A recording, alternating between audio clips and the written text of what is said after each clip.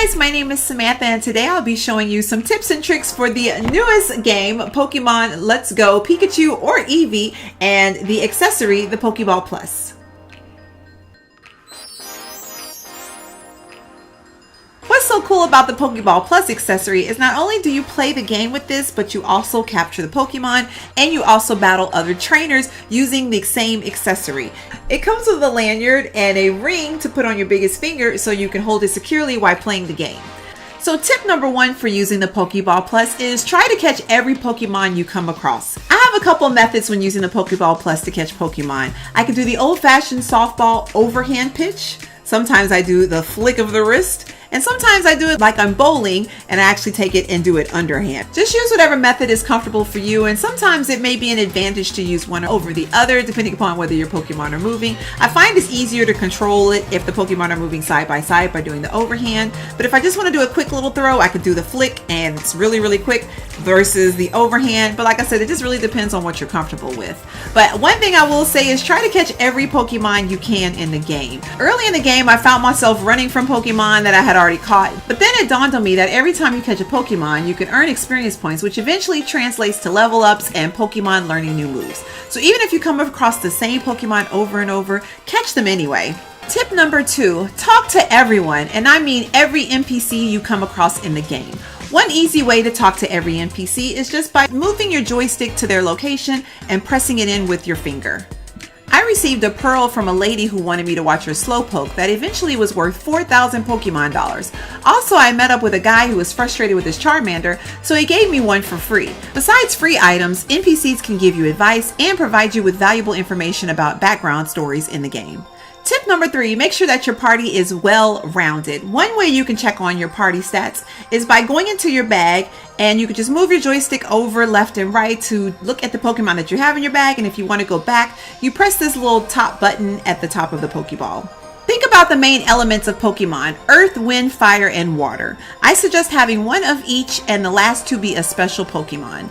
Currently, my Earth representation is Geodude, Wind is Pidgey, Fire is Charmander, and Water is Psyduck.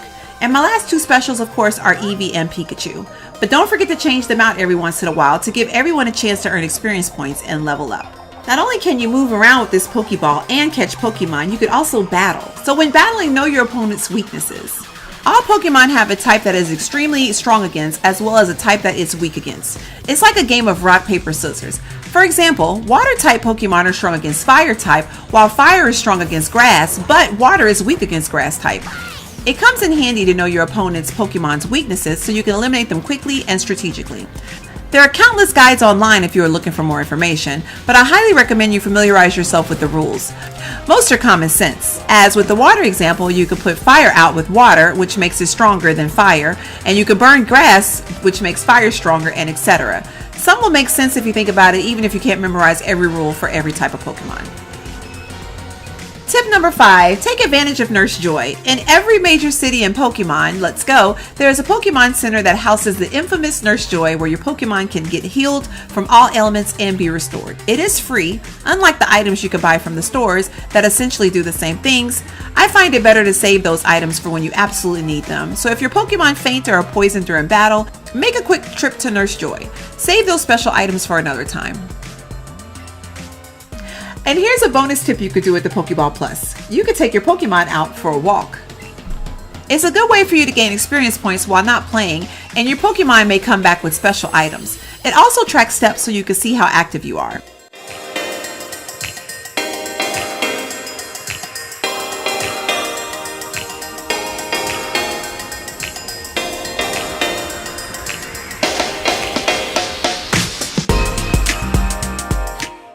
I like to use a little loop right here to put it in my belt loop or hang it from my purse. That way, as I'm walking around, it'll give me my steps and give me my experience points for my Pokemon that I've housed within.